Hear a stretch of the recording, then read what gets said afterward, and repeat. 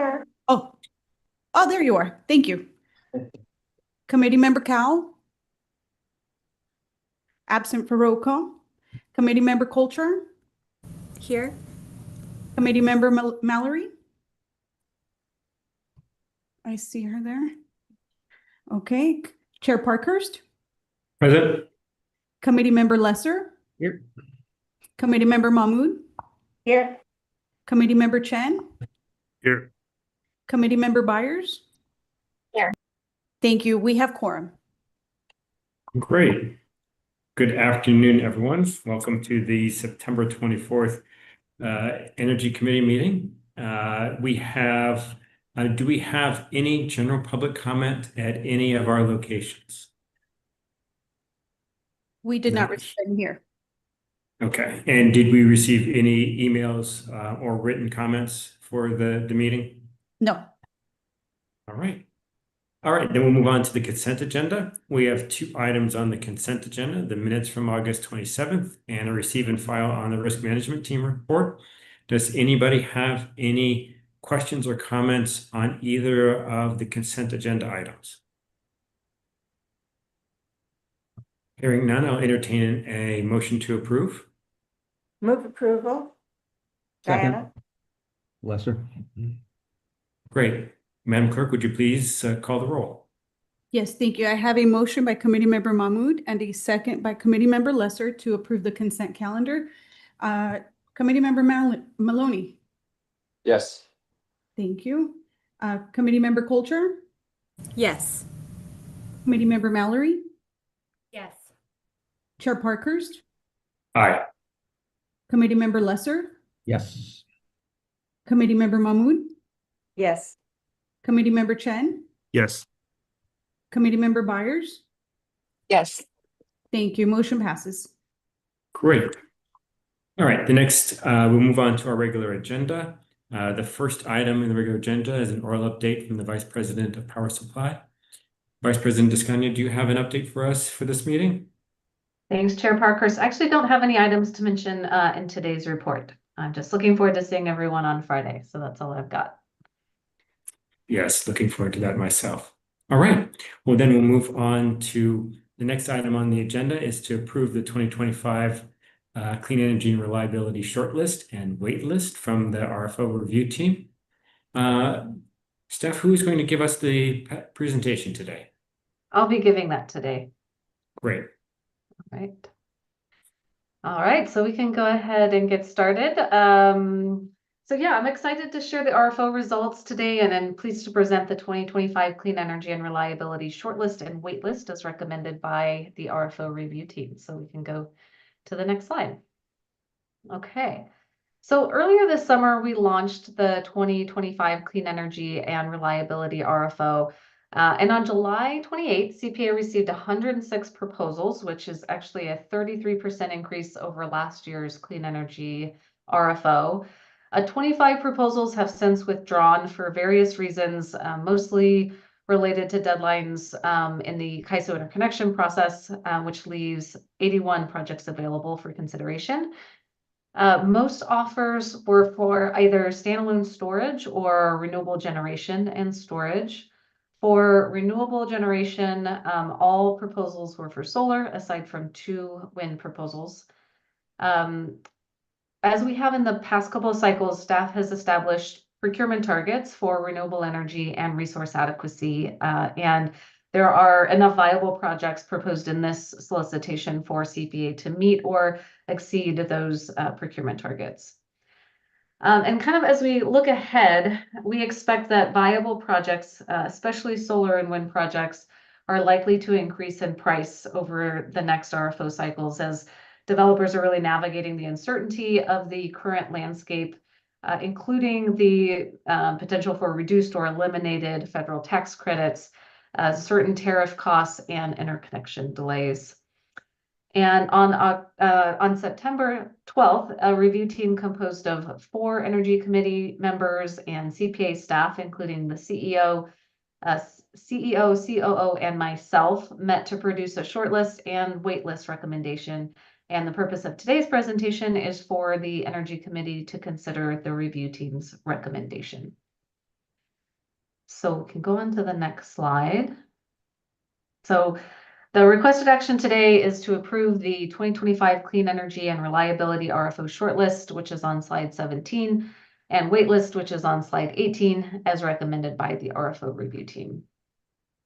Next slide. So quick agenda for today. We'll touch on some RFO background. We'll go over the offers, and we'll look at the shortlist proposal and waitlist proposal, and then there's some good reference slides in the appendix as well, and we can address those if needed. All right, next slide. We're going to get into the background here. Okay, so the purpose of the 2025 Clean Energy RFO is to solicit competitive proposals to fill a portion of CPA's portfolio needs with long-term contracts, reducing the need to procure products such as resource adequacy and renewable energy and more volatile short-term markets. This cycle, we intentionally set the contract start dates to range from sometime between January 1st, 2029 to December 31st, 2032, which really best aligns with our portfolio needs. And similar to last year's RFO, we have a fast track path that allows staff to start negotiations on high value projects before Energy Committee considers the review team's shortlist recommendation. And we fast tracked one project.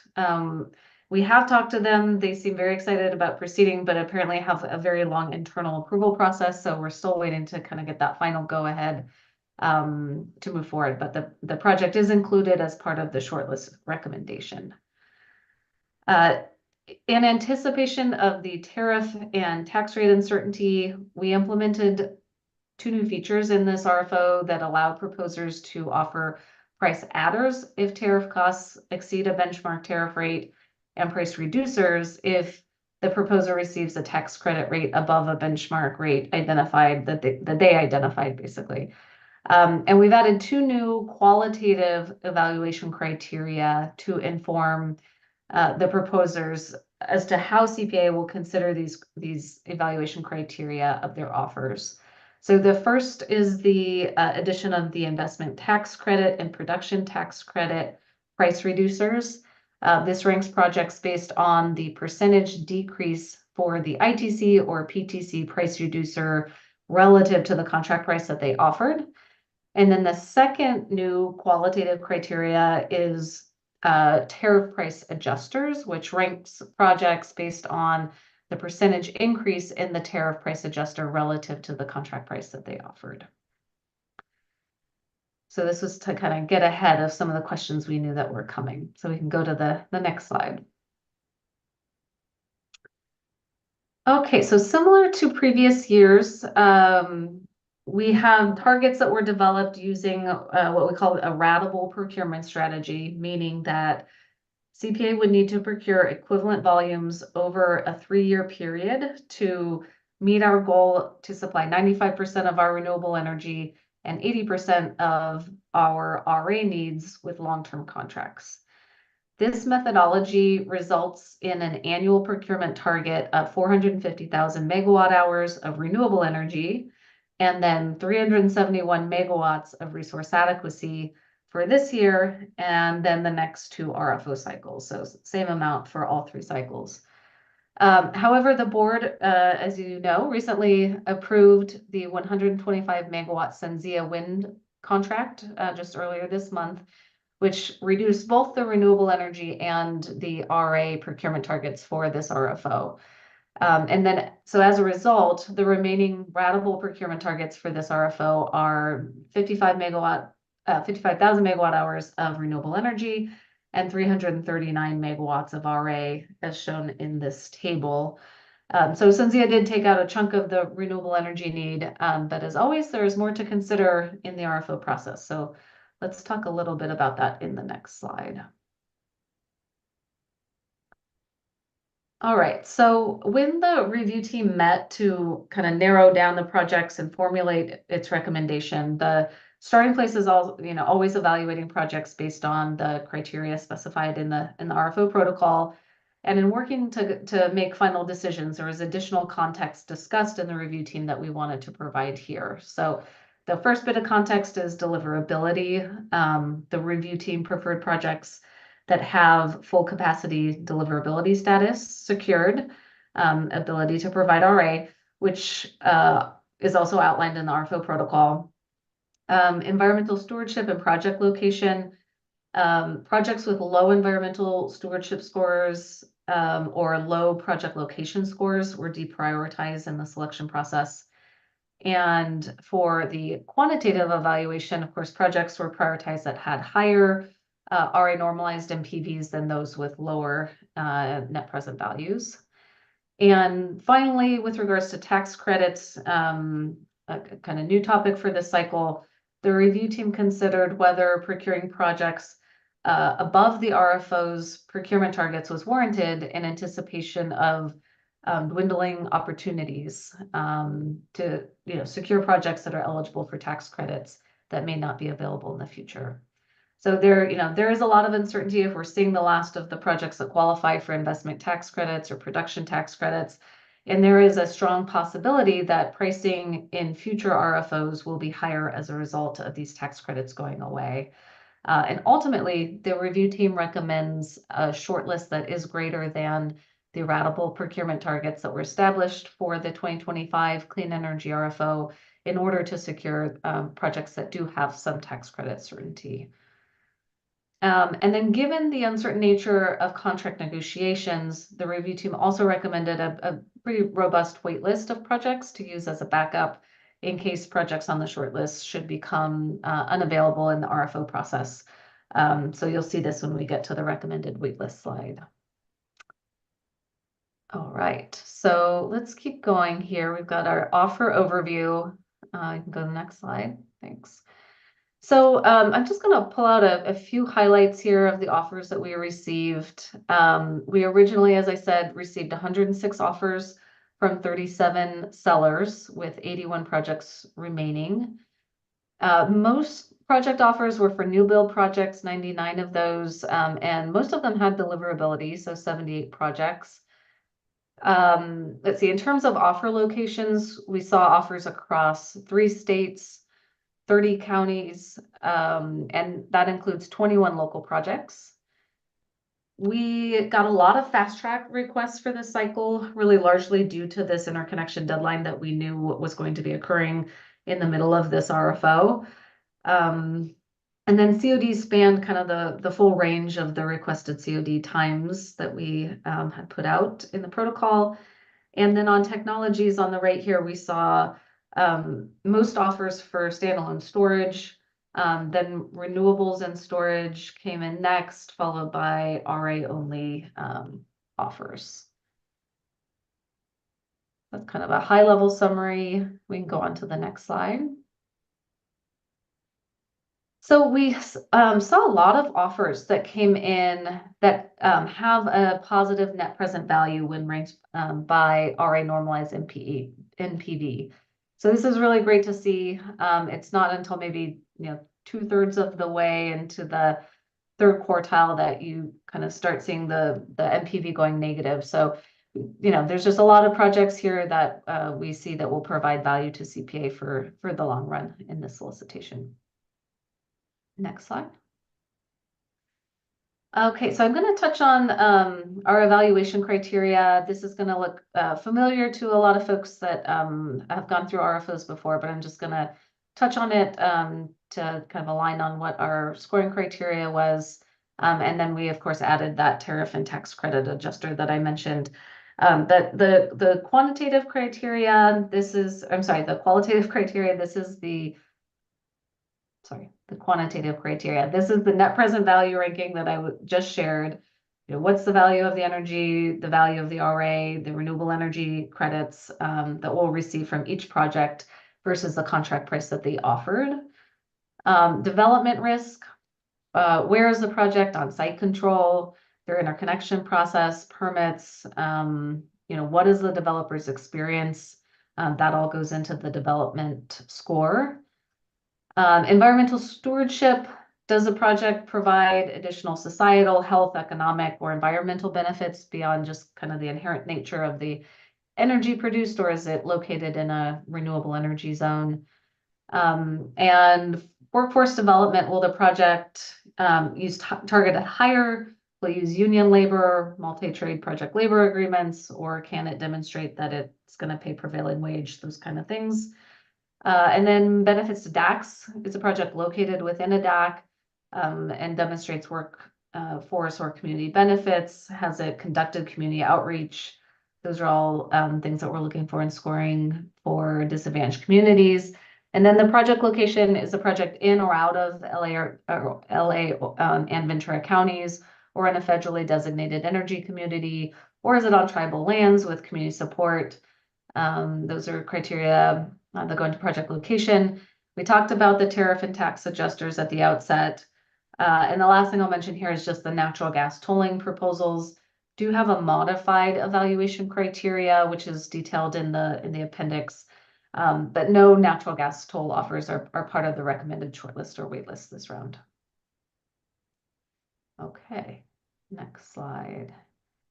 So kind of back to the results here, when we're looking at the value based on technology type, we see that standalone storage scores the highest when normalized by RA value. Next up is renewable generation and storage, and that's followed by RA only offers. And go to the next slide. And the title really says it all for this one. You know, renewable generation and storage is the highest value by technology when normalizing for the renewable energy component of the offer. So renewables without storage and fixed price contracts don't score, as well as renewables that come with storage. Okay, we can go to the next slide. All right, so the wait is over. We can look at the short list and wait list, and I'm happy to take any questions, but I'll provide a summary and then we'll look at each list separately. So the recommended shortlist contains 2 renewable generation plus storage projects totaling 400 megawatts of solar and 400 megawatts of energy storage between both projects. And then there are 2 standalone storage projects totaling 500 megawatts. And I'll note that one of the standalone storage projects will be provisionally shortlisted pending some additional due diligence that we want to do on the project. So you can see the total for renewable energy does add up to over 1 million megawatt hours, which exceeds the renewable energy procurement target. And the reduction of the RA target is 245 megawatts out of the 339. And then you'll see on the next slide, but wait to go forward, that the 2 renewable generations plus storage projects on the short list are in the 3rd NPV quartile. But kind of going back to what I mentioned on the consideration of the ITC certainty aspect of this, these projects have guaranteed the project with the investment tax credit, which is likely to be difficult to secure in the future. The recommended waitlist projects summarized in the bottom table here include 3 renewable generation plus storage projects and then 7 standalone storage projects, hence the earlier comment about a robust waitlist. Got a lot of options. Okay, we can go to the next slide. So this is kind of just another view of the recommended shortlist with all of the full scores. So you can take a look at all of those. Noting that one project, again, is provisionally shortlisted as we look for a little bit more information about the project viability and community benefits. I did also want to mention a typo on this slide. Project B should have a high development score instead of neutral here. So I apologize for that. That was just brought to my attention. But yeah, this really represents the projects that we intend to enter exclusivity with, commence some negotiations, and then ideally bring back PPAs for your consideration at a future board meeting. There are no questions on this. I'll just keep moving and we can take more questions at the end. Sounds good. So here's the waitlist recommendation that we'll ask for your vote on. you'll see the 3 backup renewable and storage projects with the 7 standalone storage projects with all of the qualitative scores here. Noting that all projects on the shortlist and waitlist have high workforce development scores, which is great to see. And the approval request is next, so we can go to that, or I'm happy to take any questions on either the shortlist or the waitlist or any of the other content. Well, we pause here to get questions. So, committee, who has questions about this? Rita, please.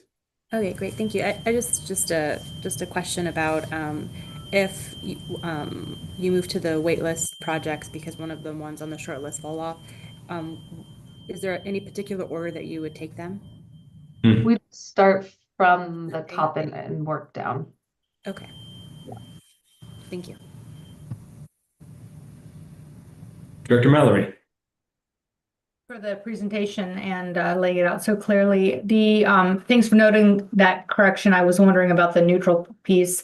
On the list recommendation, A, B, and C, some of those have really some good storage range generation, and they have high DAC benefits. And they, when you compare those projects to the recommended shortlist, they look comparable in many respects. For example, A, with the generation range, comparatively to those that are recommended on the shortlist. So can you just walk through, if possible, really briefly on the A, B, and C? Those look like really good projects. That was one. And the second question was, how long do they remain on the wait list? Yeah, so I'm sorry, which aspect of A, B, and C did you want me to walk through? They're waitlisted. Why did they not bubble up to be a shortlist recommendation when they are very similar in terms of production? I'm just going to call it production, as well as meeting the criteria listed, the 4 criteria pieces. Got it. Thank you for that. It was really that the pricing ends up dropping pretty significantly after the shortlisted projects. So the economics definitely looked, so these are the qualitative criteria that you're seeing here, but in terms of the quantitative criteria, these scored lower than the projects that are on the short list just because they come with a higher contract price offered. Yeah. And then how long do they remain on? Thanks for that, Lindsay. And then how long do they remain on the wait list? So as long as, we are able to kind of complete negotiations with the shortlisted projects, then we don't either need to go to the wait list, or, if we've sort of completed the, let's say one of the 2 solar and storage projects on the short list drops, we would replace that with a waitlisted project. And as soon as, we have 2 projects effectively, we would discontinue going to the wait list. For example, for the renewable and storage projects. Great. Alhambra. Yeah, Lindsay, I have a question about the waitlisted projects E and G.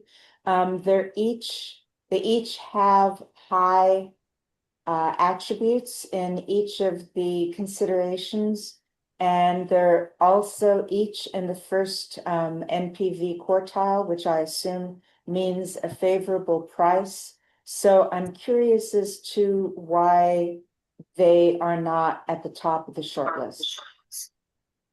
I believe it was also due to price, and I'm just double checking here, but they did score well on the qualitative aspects.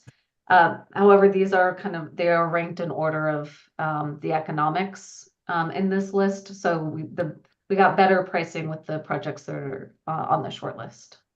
I'm a little confused because I would assume that the pricing would be reflected in the quartile ranking, and the preceding shortlisted projects are in the 3rd and 4th quartiles. What else is it in the quartiles that's in the net present value quartile ranking that drives that other than price? Those are solar and storage. They're renewable generation plus storage, but I'll say they're solar and storage. And versus standalone storage. So we're looking at when we Ah. those quartile rankings, we're blending it all together. But the best priced renewable and generation, or sorry, the renewable and storage projects were in the third and fourth quartile, whereas the best priced standalone storage were in the first quartile. Got it. Okay, so depending upon how the shortlisted project negotiations go, I assume that perhaps we maybe will decide, no, we really do have more than sufficient renewable, and so we'll drop down then when it comes to negotiations, if that opportunity opens up for standalone storage. We're kind of thinking of those separately. So for renewable and renewable plus storage project drops out from the shortlist, we would go to a waitlist project of that type until we ran out of waitlist for renewable plus storage. And Okay. then same thing for storage. Like if one of the Got it. storage projects doesn't work out, we'll go to the next best storage project. Okay, so it's almost, we almost should have two separate buckets then. One bucket A through C for renewable generation and storage, and then Yeah. A through, I guess, G for just standalone. Yeah, I'm seeing that's confusing. We will improve on that next time. Yeah, this list is first ranked Okay, or first shown by the technology type, and right. then yeah, ranked by That will be clear. Thank you. yeah, quantitative evaluation. Director Mahmood, do you have any other questions? No, Director Lesser? Thank you, Chair Parkers. Lindsay, I'm sort of anticipating the next slide, which, drum roll, requested action. And that is, as someone who participated in the RFO shortlist review team, or in the team, I'm trying to better understand what the criteria is that is being asked by this committee to make its decision in basically approving the shortlist and the wait list as recommended, given that there's critical information that's omitted here for the committee as a whole. So how would you characterize the requested action? And maybe I'll let you set it up when you get to that slide, but I was wondering how you were going to distinguish what exactly we're doing versus what the RFO review team did. Yeah, there should be any distinction in terms of what the criteria are. It's more that, the review team is privy to confidential information, basically the pricing information and the and how that feeds into the ranking. But all of the the criteria and then the context around how projects were narrowed down should be, consistent between review team, I think, and the Let me Sure. try to, if you could go back a few slides, go back one more, keep going to the one where it describes sort of the discussions in the review team. Go back. So I think what without the seeing the confidential information and the actual pricing, I think the committee's sort of being asked, this committee is being asked to kind of validate this approach, which says, look, we have our public criteria. We talk about how those are evaluated. We rank things in quartile, but here are some other things that the review team really took into account in trying to create these. And those are, yeah, we like that we will have deliverability. Yes, this committee wants deliverability. Yes, deprioritizing low environmental stewardship is the right thing to do, that we want higher value projects versus lower value projects. And this particular thing about, yes, we want to try to buy a little bit more now, compared to our targets, because we know prices are going up. So that's I think what the committee is being asked is to kind of validate that approach and discussion. Helpful. Thank you. That's what I was looking for. Thank you. Okay, yeah.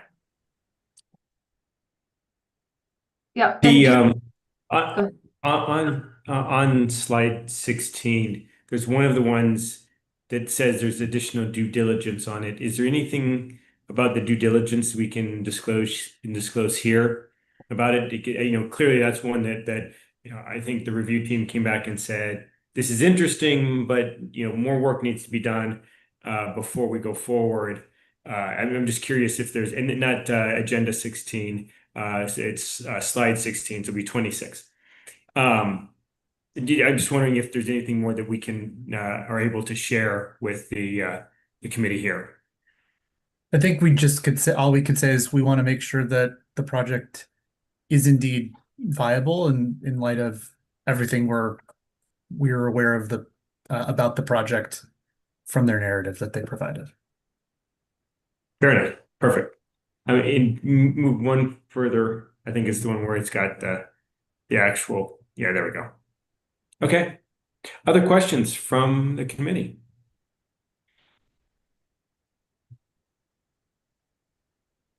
Hearing none.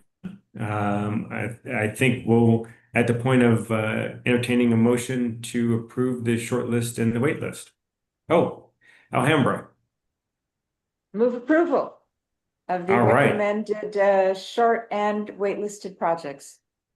Thank you, Director Mahmood. Do we have a second? Mallory seconds. Great. Thank you. Madam Clerk, would you please call the roll?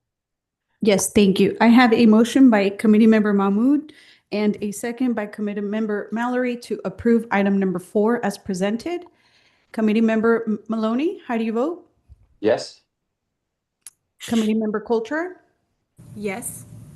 Committee Member Mallory? Yes. Chair Parkhurst? Aye. Committee Member Lesser?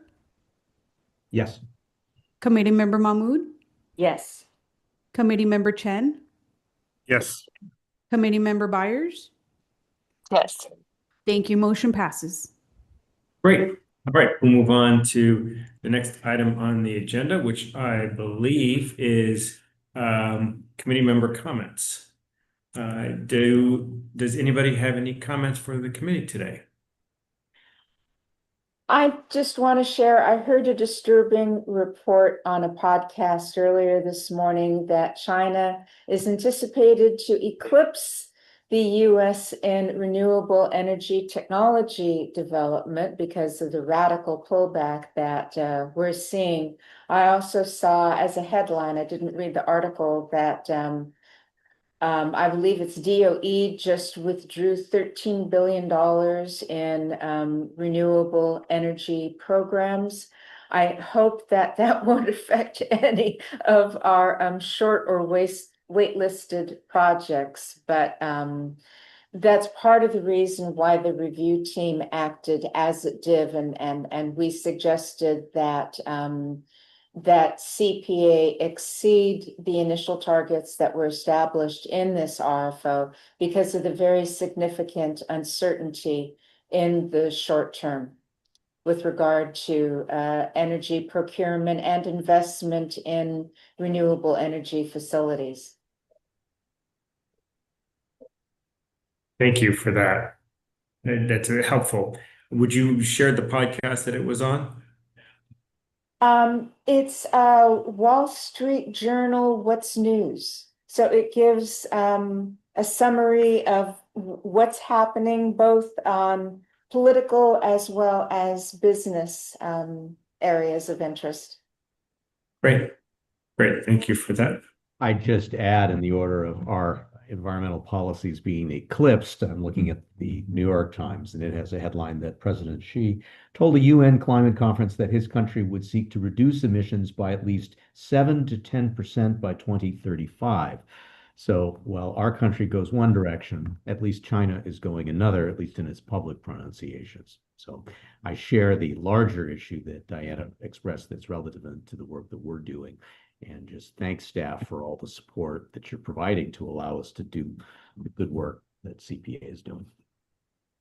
Thank you, Director Less.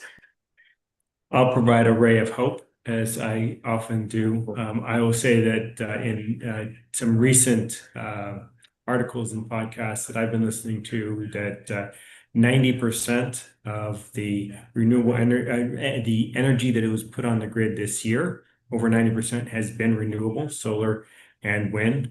And that if any organization wanted to put on a natural gas turbine, that the minimum time frame of that is 5 years at this point in time. There are 3 companies that deliver them, and they're all backlogged, and only one of them is American.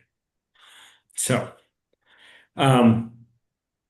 with that, unless there's other comments, we can adjourn till almost Halloween. Our next meeting will be on Wednesday, October 29th, 2025 at 12:15 p.m. Pacific. And with that, yes, go ahead. No, I'll just say thank you, everyone, for the time. I noted at the executive committee meeting last week that this is the hardest working committee in show business. And if you just recount everything that all of you have done over the past few months between Power Share RFO and Innovation RFO and our regular meetings, and for some of you, executive committee meetings as well, and the board meetings, just really want to appreciate everybody's time and commitment.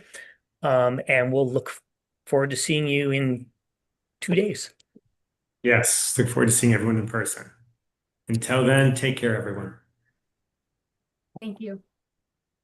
Thank you. The time is 12:53. Great.